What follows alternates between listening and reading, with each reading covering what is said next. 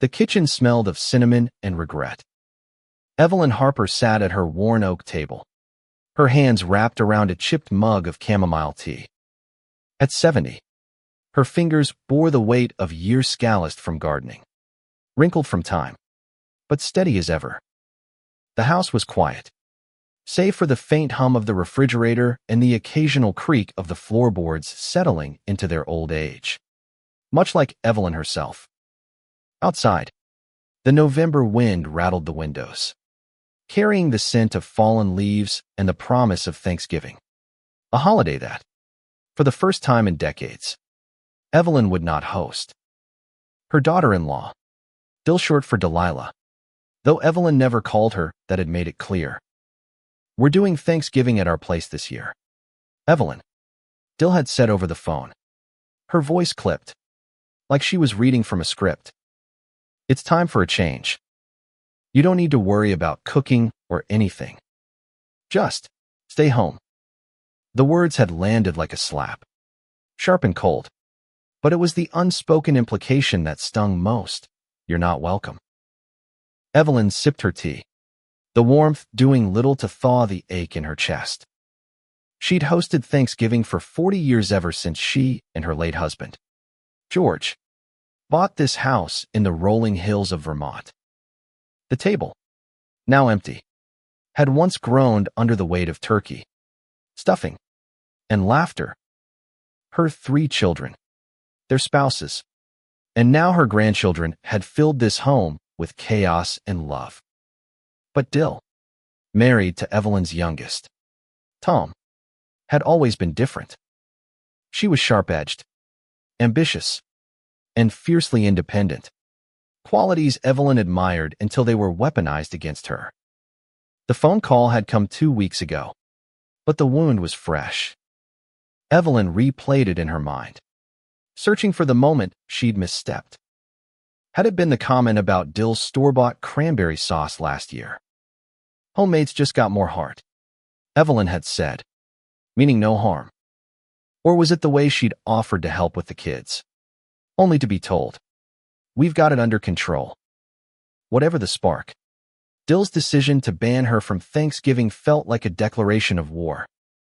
Evelyn wasn't one to wallow. She'd raised 3 kids on a teacher's salary after George passed, kept this house standing through blizzards and burst pipes, and never once asked for pity. But this felt like betrayal. Tom hadn't called to explain or apologize. Her other children, Sarah and Michael, had sent vague texts about working things out, but they were caught in the middle, unwilling to pick a side. Evelyn was alone in her indignation, and that solitude burned. She set the mug down and stood, her knees protesting the movement. The kitchen window framed a view of the backyard, where the old maple tree blazed red against the gray sky. George had planted it the year they moved in, a symbol of roots they'd promised to grow together. Now, those roots felt severed. Dill's words echoed, "Just stay home." As if this house, this life, was something Evelyn should shrink into, like an old sweater no one wanted anymore. But Evelyn Harper was not invisible. She'd built this family, this home, with her own hands. And if Dill thought she could erase her from their story, she was about to learn otherwise. The next morning, Evelyn woke with a fire in her belly. She wasn't sure when the idea had taken shape, maybe in the restless hours of the night, or maybe when she dusted off George's old toolbox in the garage, but she knew what she had to do. This house, her house, was more than just wood and shingles. It was the heart of her family, the place where her children had grown, where her grandchildren had taken their first steps. And it was hers, free and clear, paid off years ago through sacrifice and stubbornness. Dill might control Thanksgiving, but Evelyn controlled something far more significant: the roof above their heads. Tom and Dill lived in a sleek, modern house in town, a place they could never have afforded on their own. Evelyn had gifted them the down payment 5 years ago, a generous sum from her savings, because that's what mothers do. They help, they give. But gratitude, it seemed, had a short shelf life. Dill's dismissal wasn't just personal. It was a rejection of everything Evelyn had built. And if Dill wanted to play gatekeeper, Evelyn would remind her who held the keys. She spent the day digging through paperwork in the study, a small room lined with bookshelves and memories. There, in a faded manila folder, was the deed to Tom and Dill's house. Evelyn's name was still on it, not as an owner, but as a lien holder. She'd structured the gift as a loan, a precaution George had insisted on years ago when they'd helped Sarah with her first home.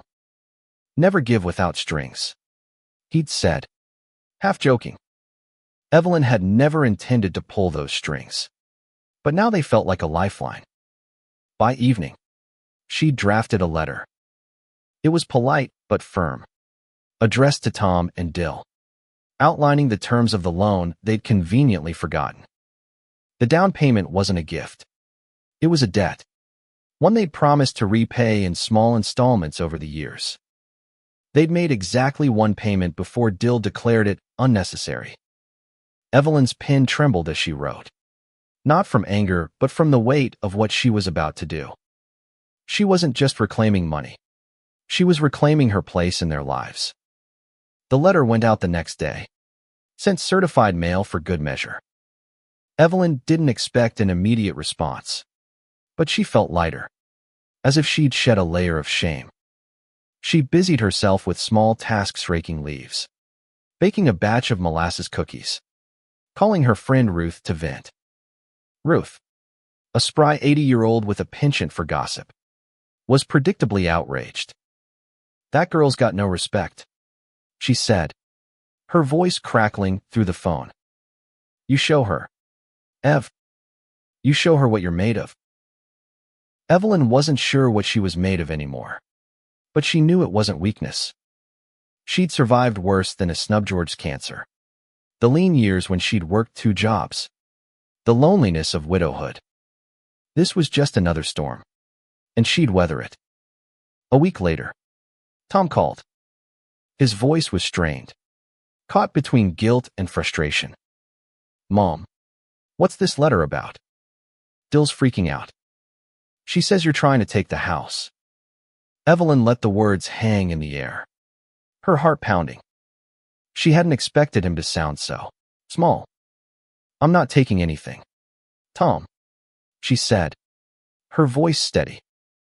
"I'm just reminding you both who made that house possible. You don't get to push me out of your life and pretend I don't exist."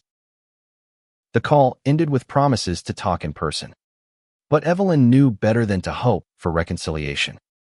Dill wasn't the type to back down, and Tom wasn't the type to fight her. Still, the letter had done its job. It had shaken the foundation of their smug certainty, and that was enough for now. As Thanksgiving approached, Evelyn made her own plans. She invited Ruth and a few neighbors' widows and loners like herself for a small dinner at her house. It wouldn't be the grand affair of years past, but it would be hers. She'd roast a turkey, mash potatoes, and set the table with the good china. If Dill wanted to rewrite the family story, Evelyn would write her own chapter. The days leading up to Thanksgiving were a blur of preparation and quiet defiance. Evelyn's kitchen became a sanctuary, filled with the scents of sage, butter, and baking bread. She moved with purpose, her hands steady as she peeled potatoes and chopped onions, each task a small act of reclamation. The house, once heavy with silence, now hummed with life. Ruth had promised to bring her famous pecan pie, and the neighbor's Margaret, a retired librarian, and Carl, a widower who'd lost his wife to dementia, offered to contribute green beans and a bottle of wine. It wasn't the sprawling family gathering Evelyn was used to, but it was something real, something hers. Yet, beneath her resolve, a current of doubt ran deep. Had she gone too far with the letter? Tom's voice still echoed in her mind, tinged with that unfamiliar fragility. She'd raised him to be strong, independent, but he'd always been the softest of her children, the one who clung to her skirts long after the others had run off to explore. Now, he was caught in Dill's orbit, and Evelyn wondered if her push to assert herself had pushed him further away. She shook the thought away, focusing on the turkey she was seasoning. The bird was smaller than usual, just enough for her modest guest list, but she treated it with the same care she'd always given. She rubbed butter under the skin, sprinkled salt and pepper, and tucked sprigs of rosemary into the cavity. The ritual grounded her, a reminder that she was still here, still capable of creating something beautiful. On the eve of Thanksgiving, the phone rang again. This time, it was Sarah, her eldest. "Mom, what's going on with you and Tom?" she asked, her tone a mix of concern and exasperation. "He says you're threatening to take their house. Dill's telling everyone you're being vindictive." Evelyn's grip tightened on the receiver. Vindictive. The word was a knife, twisting in her gut. She'd spent her life giving her time, her money, her heart, and now she was the villain. "I'm not threatening anyone, Sarah," Evelyn said, her voice calm but firm. "I gave them that house, and they've forgotten what that means. I'm just reminding them." Sarah sighed, the sound heavy with years of navigating family tensions. "I get it, Mom, but this is tearing us apart. Can't you just let it go?" The plea stung, but Evelyn held her ground. "I've let too much go already," she said. "This is about respect." The call ended with no resolution, just a promise to talk later. Evelyn hung up, her hands trembling. She wasn't sure if it was anger or fear that she was breaking something that couldn't be fixed. But she couldn't back down now. Not when Dill's dismissal had cut so deep. Not when her own children seemed to take her for granted. Thanksgiving morning dawned crisp and golden, the kind of day that made Vermont feel like a postcard. Evelyn woke early, slipping into her favorite sweat-era soft gray knit that George had always loved. She set the table with care, laying out the good china, the silverware she and George had received as a wedding gift.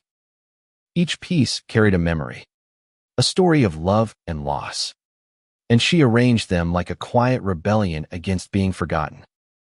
Ruth arrived first, her arms full of pie and her eyes sparkling with mischief. "Heard from Tom yet?" she asked, setting the dessert on the counter. Evelyn shook her head. "Not since last week.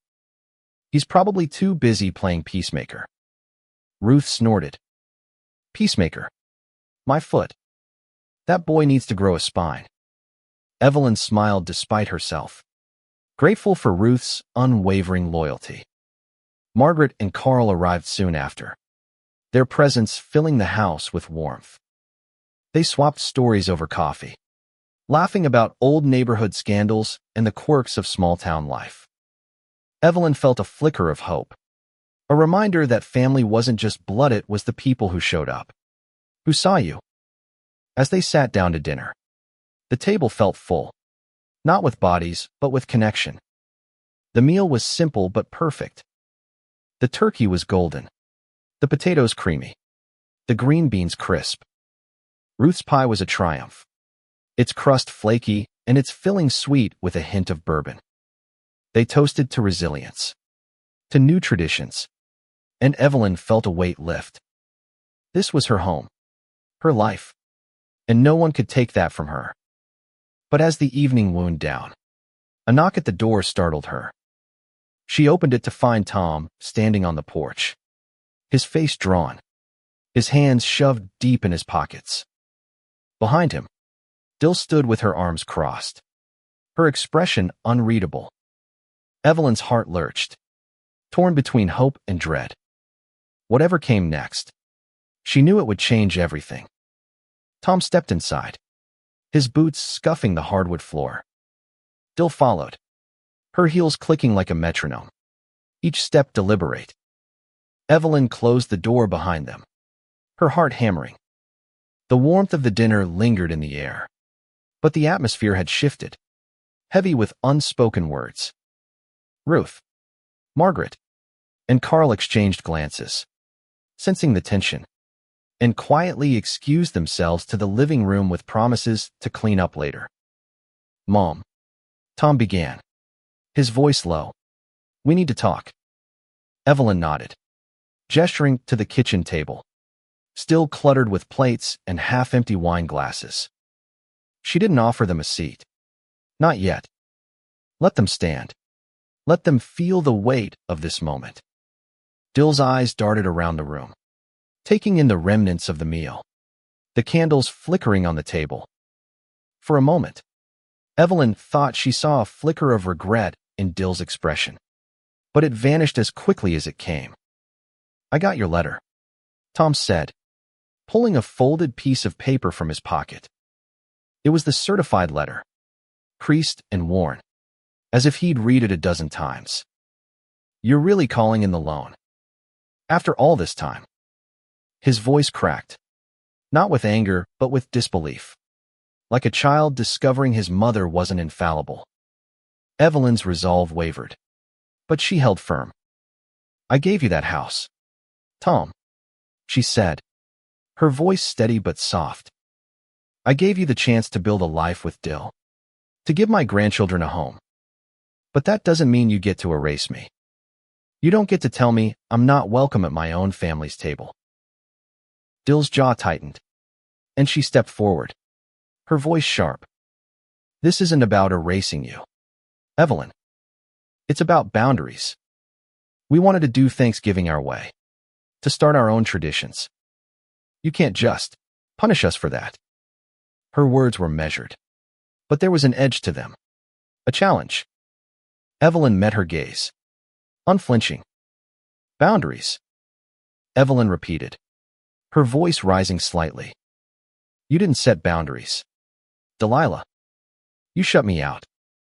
You told me to stay home, like I'm some burden you're tired of carrying. But let me remind you, this house, my house, is the reason you have yours. I paid for it. I sacrificed for it. And I deserve better than being cast aside. Tom flinched, his eyes darting between his mother and his wife. Mom, we're grateful. Okay. We've always been grateful. But this letter, it feels like you're holding the house over our heads. Like you're trying to control us. The accusation stung. But Evelyn didn't back down. If I wanted to control you, Tom, I wouldn't have given you the money in the first place. I gave it because I love you. But love doesn't mean I stop existing. The kitchen fell silent, the weight of her words settling over them. Dill's face softened for a moment, but she quickly masked it with a frown.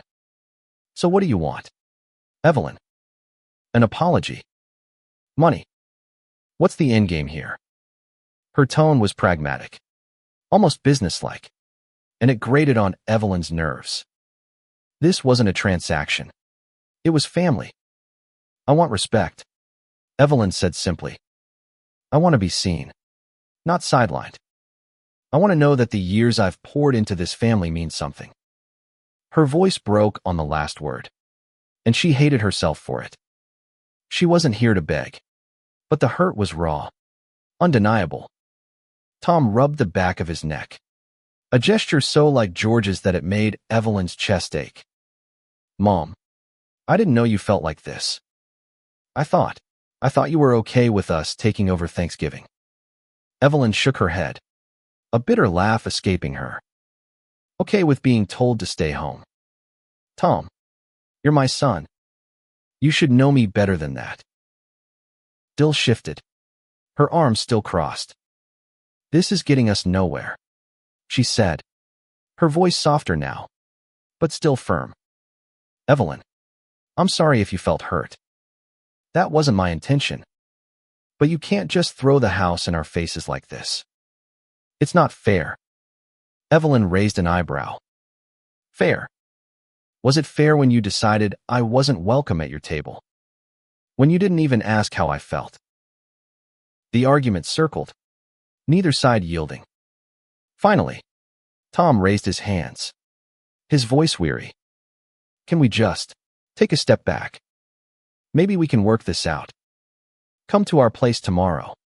Mom. We'll have a late Thanksgiving. Just the three of us. No pressure. No big crowd. Just talk. Evelyn studied his face, searching for sincerity.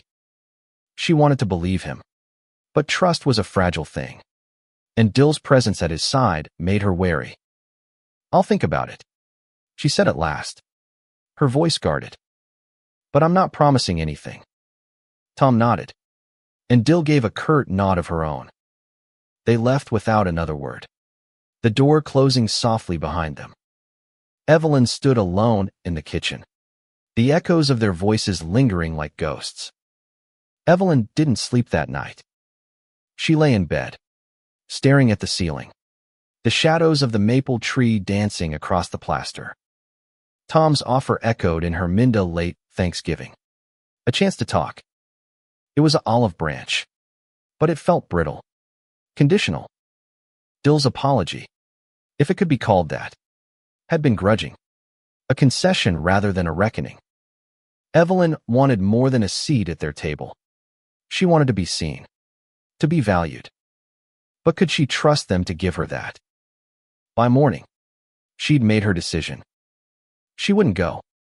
Not because she didn't love Tom, or because she wanted to punish him, but because she needed to stand her ground. If she went crawling back at the first sign of reconciliation, what message would that send? That she could be dismissed, then welcomed back on their terms. No. She'd built this family on strength, and she'd hold fast to it now. She spent the day cleaning up from her own Thanksgiving, washing dishes and storing leftovers. Ruth called, eager for details about Tom and Dill's visit, but Evelyn kept it brief.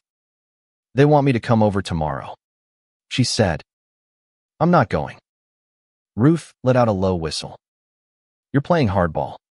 Ev. I like it. Evelyn smiled, but it didn't reach her eyes. This wasn't a game. It was her life. The afternoon brought an unexpected visitor, Sarah, her eldest, showing up unannounced with a bottle of wine and a worried expression. Mom, what's going on? She asked, settling onto the couch. Tom's a mess, and Dill's acting like you're the bad guy. What happened last night? Evelyn poured them both a glass, her movements deliberate. She recounted the confrontation, sparing no detail. The letter, Dill's coldness, Tom's wavering loyalty. Sarah listened, her face a mix of sympathy and frustration. I get why you're upset, Mom, Sarah said when Evelyn finished. But calling in the loan, that's intense.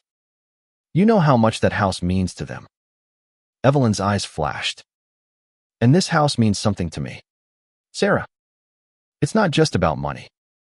It's about what I've given, what I've lost. They don't get to treat me like I'm invisible. Sarah sighed, swirling her wine. I know. But Tom's stuck in the middle, and he's not good at this stuff. He loves you, Mom. But Dill, she's complicated. She's not used to needing anyone. Evelyn nodded, her anger softening slightly. She knew Dill's story raised by a single mother, always fighting to prove herself. In another life, Evelyn might have admired her grit. But admiration didn't erase the hurt. They talked for hours, the conversation weaving between family history and the present rift. Sarah promised to talk to Tom, to try to bridge the gap. But Evelyn wasn't holding her breath. She'd fought her battles alone before, and she could do it again. The next day, Evelyn kept busy. She raked leaves, tended her garden, and started a new knitting project, a scarf for her youngest grandchild. The rhythm of the needles soothed her, each stitch a small act of creation. She didn't hear from Tom or Dill, and she didn't reach out. The silence was both a relief and a wound. but she bore it with the same stubborn grace that had carried her through decades of hardship. By evening, she felt a shift. Not peace. Exactly. But a quiet strength. She'd drawn a line. And whether Tom and Dill crossed it was up to them. For now, she had her home, her friends, her memories. She had herself. And that was enough. But the universe, it seemed, wasn't done with her yet. Late that night, as she sipped tea and flipped through an old photo album, her phone buzzed. It was a text from Tom. Can we try again? Dinner at our place next weekend. Just family. Please. Mom. Attached was a photo of her grandchildren, smiling and holding a sign that read, "We miss you, Grandma." Evelyn's throat tightened, and for the first time in days, she felt a flicker of hope. Evelyn stared at the text, her thumb hovering over the screen. The photo of her grandchildren Lila, 8, and Max, 5, tugged at her heart. Their gap-toothed smiles and the clumsy marker scrawl of their sign were a reminder of what she was fighting for. Not just respect, but connection, the kind that spanned generations. She typed a reply, deleted it, then typed again, "I'll come. But we talk. Really talk." She hit send before she could second-guess herself. The week that followed was a strange dance of anticipation and caution. Evelyn didn't hear from Tom or Dill directly, but Sarah kept her updated. "Tom's trying. Mom," she said over the phone. "Dill's not thrilled, but she's agreed to the dinner. Just go easy. Okay." Evelyn didn't promise anything. Going easy had gotten her nowhere. She spent the days preparing, not just for the dinner, but for the conversation she knew was coming. She wrote down her thoughts, her hurts, her hopes, in a small notebook she kept by her bedside. It wasn't about winning an argument. It was about being heard. She'd spent too long swallowing her pain, and now it was time to speak. The night of the dinner, Evelyn dressed with care, choosing a deep green blouse that brought out the gray in her eyes. She drove to Tom and Dill's house, the familiar route lined with bare trees and frost-kissed fields. Their home was a stark contrast to hers modern, all clean lines and glass, a testament to Dill's taste for order. Evelyn parked, her heart pounding, and clutched the scarf she'd knitted for Lila and Max. It was a small offering, but it felt like armor. Tom opened the door, his face a mix of relief and nerves. "Mom, you came," he said, pulling her into a hug. It was the first time he'd touched her in months, and she held on a moment longer than she meant to. Dill appeared behind him, her expression guarded but polite. "Evelyn," she said, nodding. "Come in." The house smelled of roasted chicken and garlic, a far cry from the traditional Thanksgiving spread, but inviting nonetheless. Lila and Max bounded over, their excitement breaking the tension. "Grandma," they shouted, wrapping their arms around her legs. Evelyn knelt, handing them the scarf, and their delight warmed her more than any apology could. Dinner was tense but civil. Tom kept the conversation light, asking about Evelyn's garden and the neighbor's dinner. Dill was quieter, her eyes flickering between Evelyn and her plate. The kids chattered, oblivious to the undercurrent, and Evelyn was grateful for their presence. They were a reminder of why she was here, why she hadn't walked away. After dessert, a chocolate tart that Dill had clearly spent hours perfecting, Tom suggested the kids play in the living room. The adults moved to the dining room, coffee in hand, and the real conversation began. Evelyn spoke first, her voice steady but raw. "I need you to understand why I sent that letter," she said. "It wasn't about the money. It was about feeling like I don't matter. Like I'm just leftover." Tom's face crumpled, and he reached for her hand. "Mom, You matter. You've always mattered. I'm sorry I didn't see how much this hurt you. Dill shifted, her lips tight. But she didn't interrupt. Evelyn continued, laying out the years of giving, the sacrifices, the love that had built this family. She didn't accuse, didn't shout, but every word carried weight. When she finished, there was silence. Then Dill spoke, her voice softer than Evelyn expected. I didn't mean to make you feel that way, she said. I wanted to prove I could do it on my own, that I didn't need anyone. But I see now how that came across.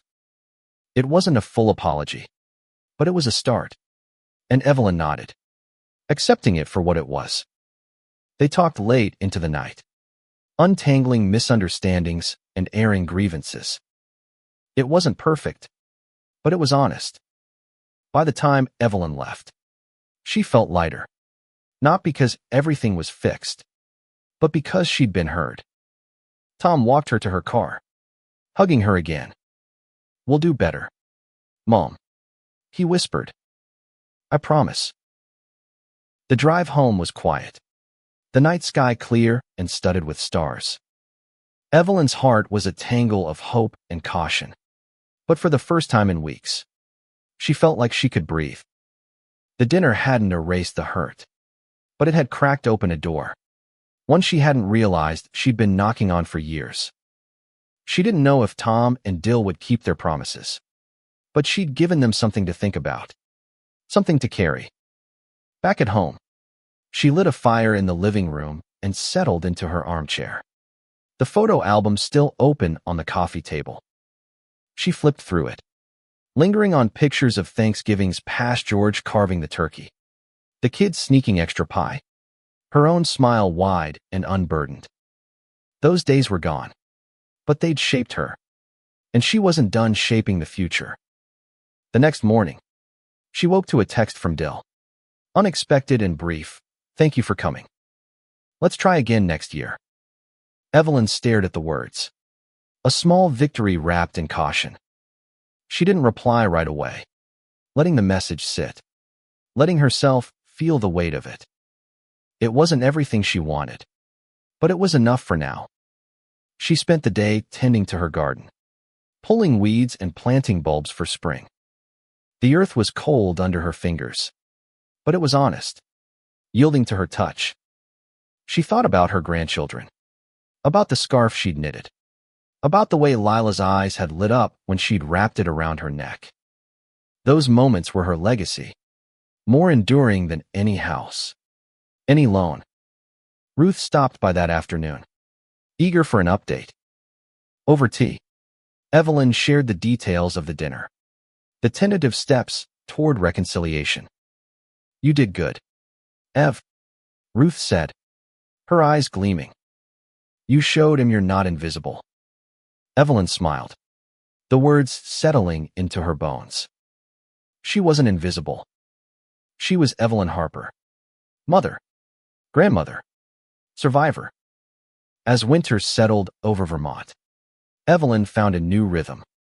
She hosted a knitting circle with Ruth and Margaret, baked cookies for the kids' school, and started planning next year's Thanksgiving not at Tom and Dill's, but here, in her home, where the table would always have a place for her. She didn't call in the loan, but she didn't tear up the letter either. It was a reminder, a boundary, a testament to her worth. One evening, as snow fell softly outside, Tom called. Mom, can we come over this weekend? Just me, Dill, and the kids. No big dinner. Just us. Evelyn's heart swelled, and she said yes, knowing it wouldn't be perfect, knowing there'd be more fights, more misunderstandings. But family wasn't about perfection. It was about showing up, again and again. She hung up and looked out at the maple tree, its branches bare but strong, rooted deep in the earth. Like her, it had weathered storms. And like her, it would endure. She was Evelyn Harper, and this was her story not finished, but far from over.